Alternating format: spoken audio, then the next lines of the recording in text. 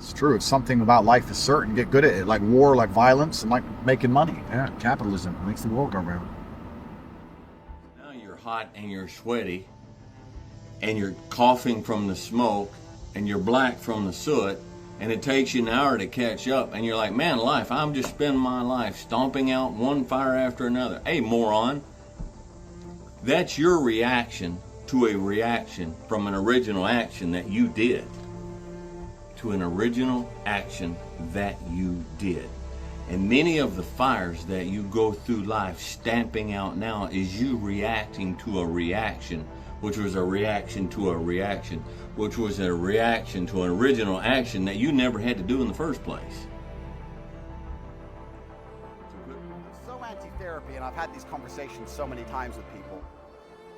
Their answer is that I need therapy, supposedly. If I need therapy, how come every single person on the planet knows my name? How come every single time I walk in the room, they're like, oh, Mr. Tate, Mr. Tate, and everyone starts going, Top G, and getting cameras out? How come I'm an international celebrity with hundreds of millions of fucking dollars? How come when I was thrown in jail and put in a Romanian dungeon for 4 months to stare at the wall, I came out perfectly fine and still destroyed the mainstream media in all of their setup interviews in a way you could never do? How come I'm so monumentally successful and my women never turned on me and I have so many fucking children and all I do is win, and you're telling me that I need therapy while you're in therapy and you're a nobody? Nobody even knows who you are.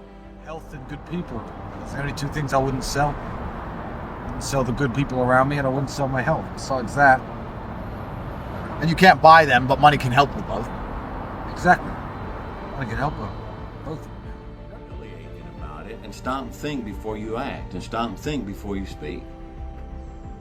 Okay? And you don't have to go through life stomping out near as many fires. Time to get rich. You either want it or you don't. As fucked up as this financial system is, as rigged as it is, truthfully, if you want it, it's impossible to fail. Yeah. It's actually amazing how impossible it is to fail. Well, it's a game that everybody has to partake in. Everybody has to play the game of trying to get some money. Everyone. Everyone on planet Earth, no matter who you are, no matter how much of an anti-capitalist hippie you are, you have to play the same game as everyone else, try to get some money to do the things that you want to do. So you may as well get good at it. It's a game we're all forced to play in the end anyway.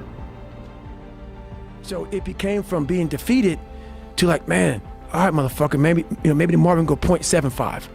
It just became this different mindset. I turned negatives into positives. So I would take it like, who would even think about doing this? So I would sit on my couch saying, who at 297, who can't fucking swim that great, who's scared of the fucking water, would have the fucking balls? Who had the balls to fucking man up, quit a job, and go and just put everything on himself? So it's how I started talking to myself and putting myself in a whole different category, and that would fuel me the next day, and I just kept using that as fuel. No one would do this shit. No one would do this shit. You're the baddest motherfucker around. You're the baddest motherfucker ever lived. And I just kept fueling me with the right kind of message that I needed to hear that I was never telling myself. And through time, it became reality. Dry grassland, smoking a cigarette. Now you have a choice, you have control. And you exercise your choice, and you exercise your control by flicking that cigarette into the dry, dead grass. That's the end of your control. You turn and head back to the truck, poof, the fire kicks up. That's a reaction to your action. Now you turn around and see the fire kick up, and maybe you catch it in time and maybe you don't, and you run back over and you start stomping out the fire. That's your reaction to the reaction that you started in the first place. To myself. So you start out on the first day, and then do you start running again the second day? Yeah, the second day I went right back after it again, but I started realizing I can't run that far. Right. So what I did was I became damn near a professional cyclist with the miles I put on the bike. So whenever I watched TV, I had to be doing something. So I was riding the bike. I rode a bike a lot to lose the first initial kind of weight, because my bones were just hurting so bad. My body was just broken. And I learned to get over that also. And I tried to swim a lot. I wasn't a great swimmer, but putting fins on kind of equalized my body. I wasn't so negative buoyant. So I started finning a whole bunch. And I spent hours in the pool, trying to get more and more comfortable. Not because I was going underwater. I was so scared of the water that I had to live in the water. Is the most powerful force on planet Earth. Someone can kill a member of your family and you can get sad or you can get angry. Angry gets something done. Sad, that's just sitting around hoping others feel sorry for you. Sad belongs in the therapy room, but anger belongs out here in the world. Directed anger, focused anger. I'm gonna be misunderstood because I always am. I'm not saying you start smashing your head against the wall like an idiot. I'm saying that very much like a focused concentration of water through a dam can power a city. That is how your anger should work. You should focus it in the exact direction it needs to go to solve the problem. If you're poor, get angry. If your woman left, get angry. Don't get angry at her for leaving. Get angry at yourself for being left. Don't get angry at the world you're poor. Get angry at yourself because you can't afford all the things you want. Anger is the correct response to any emotion because anger elicits instant action. You know, there is an equal and opposite reaction. For every action, there is an equal and opposite reaction. Now, we have two separate entities here. We have an action and we have a reaction. And if there is an action, there's an equal and opposite reaction. Now, the thing that we need to be aware of, that we need to keep in our mind and life, we have control. And probably you'd live longer and be happier anyway. So all of the things that you actually want to achieve with your life and all of the things that you're hoping to have in your consciousness and your human experience come from getting rich. The easiest way to get all of them is to get rich. So even though getting rich is not easy, it's still the easiest thing you should possibly do to make it happen. You should certainly be trying to do it all the time. If you haven't reached it yet, you need to be trying at least every day. A couple hours every day, thinking about how to strike it big outside of just selling your time away. Our action. But we have no control over the reaction to our action. Now, our action may be words, it may be decisions, it may be physical actions, but we have control over our actions. The problem is we don't have control over the reaction. I don't need therapy. I self-therapize. And I self-therapize with anger because anger makes me brave. And my bravery has allowed me to grab demons by the neck. People say to me, oh, I have anxiety. And they talk about it like it's a bad thing. Like this anxiety demon has come into his life and ruined his life. You have anxiety over stupid shit. Keep your anxiety demon, and now have anxiety that you're not rich. Get to the point where you can't sit still and watch Netflix and eat ice cream because you are too anxious about the fact that you don't have $100 million. You might start doing some work. Oh, I have depression. Great, fantastic. I'm glad you have depression because you won't feel depressed on a yacht with 20 supermodels, 300 million in the bank, and a Bugatti waiting for you in the marina. Then you won't feel depressed. So it's a good thing you have depression because you don't have those things, and now you have to get them to feel better, so get to work. I have OCD. You have OCD over dumb shit like arranging your Star Wars figurines like a fucking child. You should have OCD about getting your life in order, about being in the gym on time, about training harder than everyone around you, about getting some money in your bank. You don't have to get rid of these conditions. I would argue that Elon, the man who's putting rockets into space, probably has OCD. That's how he managed to get a rocket into space. And you're saying your OCD prevents you from fucking washing the dishes because you're a fuck up and you are a failure. And you say something really offensive and really stupid, you have control over that action. You could just keep your mouth shut. You could think before you speak. But you go up and you exercise your control by opening your mouth and running it. Now, you've done your part. You have no control over this part. He might haul off and slug you. He might just look at you like you're a stupid little child and turn around and walk away. He might call an attorney. I mean, who knows what he might do. You have no control over that. The thing I don't understand about people who don't try and make money. Getting rich is the easiest way to achieve all the things you want to achieve.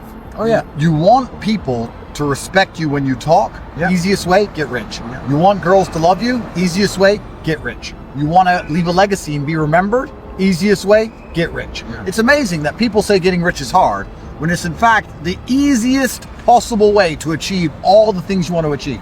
Sure. How else can you go down in history and be remembered in a positive light without getting rich?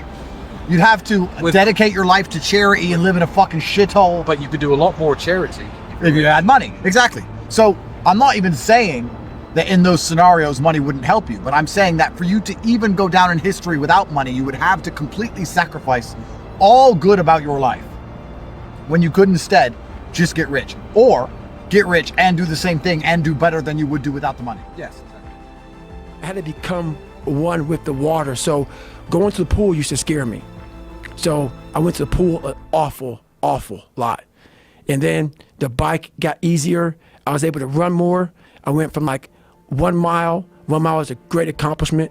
2 miles, and then from 2 to 3 was a big one. Then I went from 3 to 6. And then like they have a warning order that they give people to get ready for buds. And the whole thing was running 6 miles 5 days a week. And that was my goal. And so I failed, I go back to scratch. I use some positive motivation. I have like one day where I'm like fucking defeated. But I started realizing this is part of the process. This is part of the journey. I had to realize this is part of my process versus just saying, like I used to, I'm just not good enough. If I'm not good enough, we always say that shit. I'm just not good enough, and then we try something else. I'm gonna fucking make myself good enough. And that became my mentality. I'm gonna make myself good enough. And so I'm misunderstood a lot, but that's all it came down to. I made myself good enough. And the days I couldn't run that far, the next week, I would do 2 a days. So like on the running, if I ran a quarter of a mile, I wait a fucking couple hours, it'd haunt me, bother me. I try to run a half a mile the next time, same day. You can do more than this. If I had to walk, I had to walk. It just became just a process of grinding and grinding, and grinding is not even a good word for it. It's not even a good word for it. And just going further and further. And then when I got through running, I go to the bike, I go to the pool. If I got tired somewhere, my legs were tired, I go to the gym. And I developed this crazy workout where I was doing volume, like 200-300 reps of like very lightweight. People always say, how come you don't have any like loose skin? My workout routine in the gym became sick. It became sick. I was just doing 200-300 reps, 400 reps on like chest, just like for one simple exercise, the bench press. Go through life. So many people go through life in a complete state of chaos and mayhem and destruction. And they wonder why all these things happen to them all the time. But what we don't stop to realize is many of things that happen are reactions to things that we do, to things that we say, to choices that we make, that we had control over. But we did not have the maturity, we did not have the wisdom, we did not have the self-determination to control our choices and to control our actions like we should have. And so To hear the story. This is an exciting story for people because there's a lot of people out there that feel trapped and they feel stuck and they feel like they can't do anything. This is who they are. You're a guy who felt that exact same way, but figured out how to not be that person and be a person that you would admire. What were the first steps? Like, you had some slips before, right? Because you quit because of the water thing. Right. But then when you went back the second time and you decided you're going to lose all that weight and you quit that job, was it just straightforward from there, or were there some days where you just failed and then you picked it back up again? So my first run, when I decided to lose the weight, I was, like I said, 297.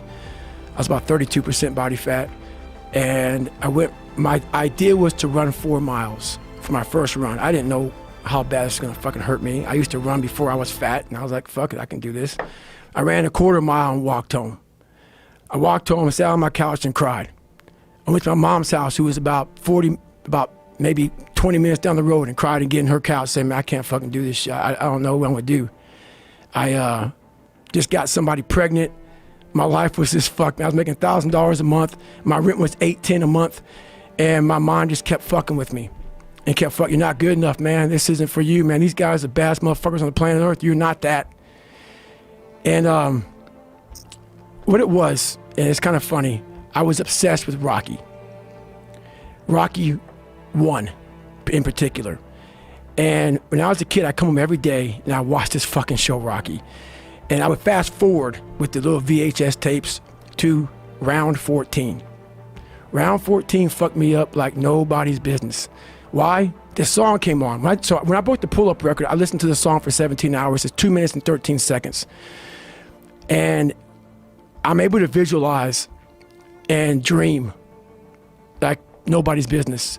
And I know that I can create a vision that many people can't.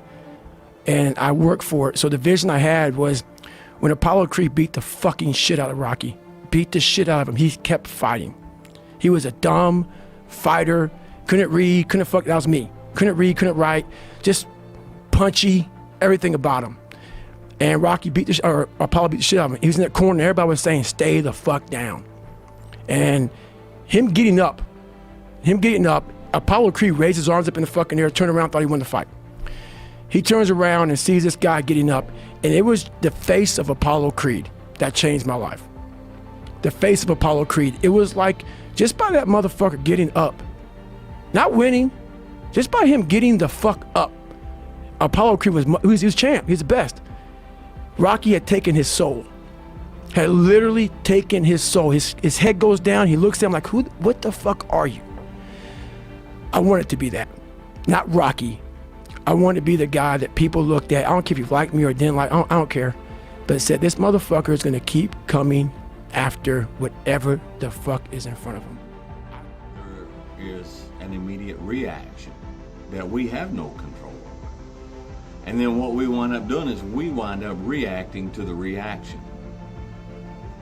And so it's just life becomes a great big giant pinball bouncing and pinging off of this and this person and this words and this, and we're going around stomping out fires when all these fires started, you know, a lot of times because we did it.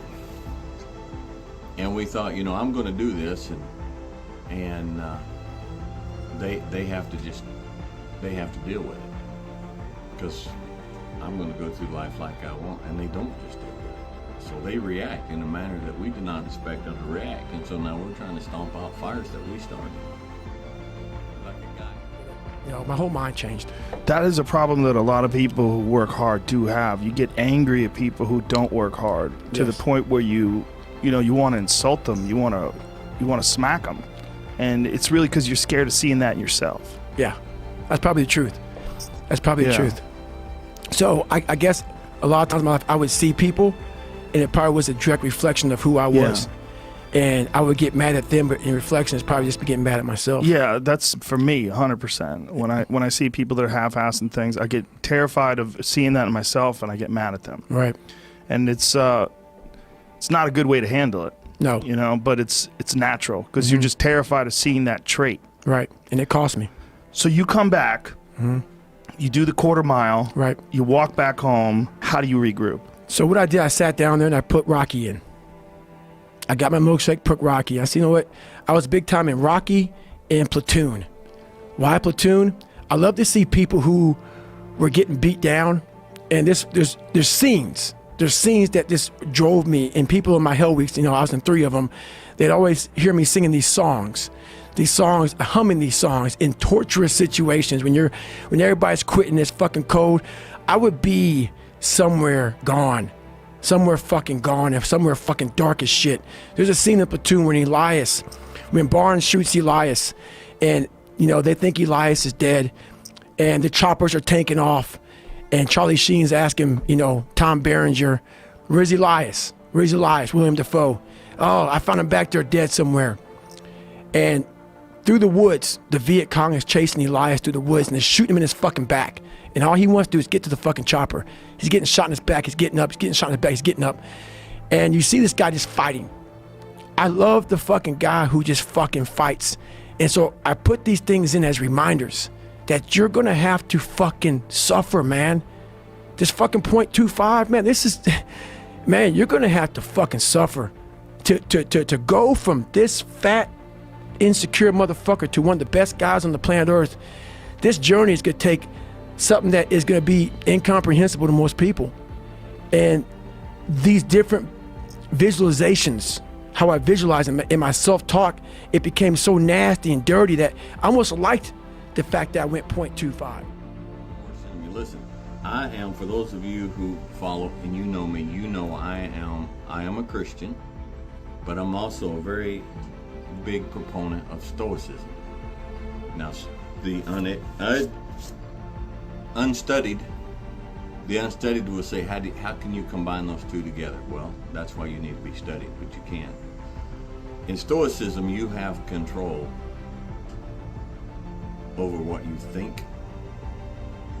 You have control over what you feel, and you have control over what you do, and you don't have control over anything else in this universe.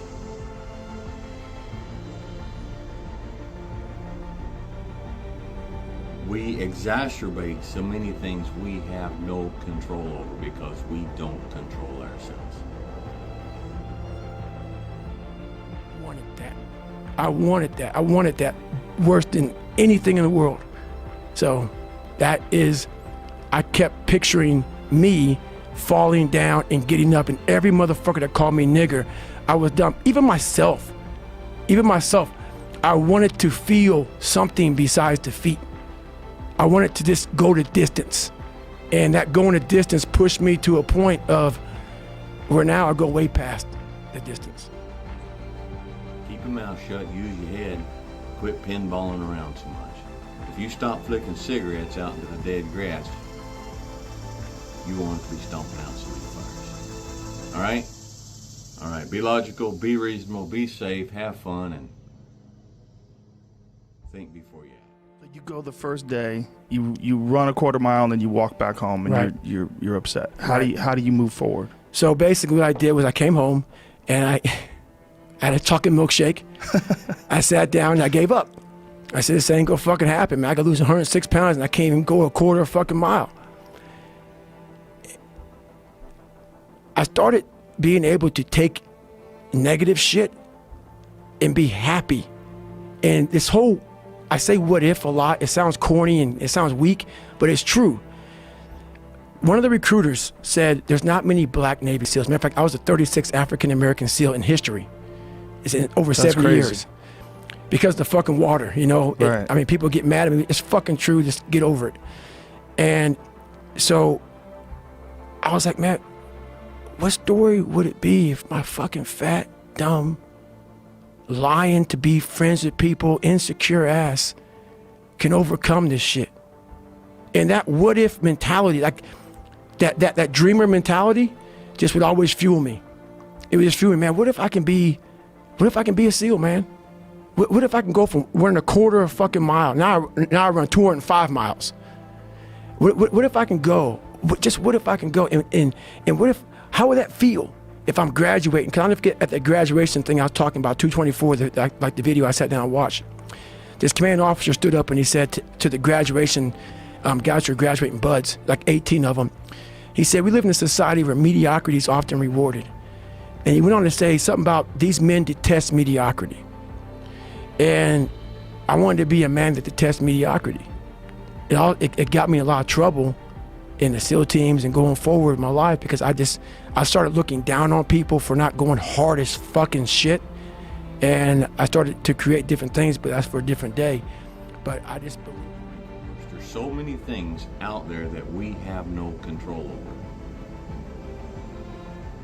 And we just make it worse because we do not control the actions, the emotions, the words, the thoughts of the one thing that we do have control over. And everything around us reacts to how we choose to act. So usually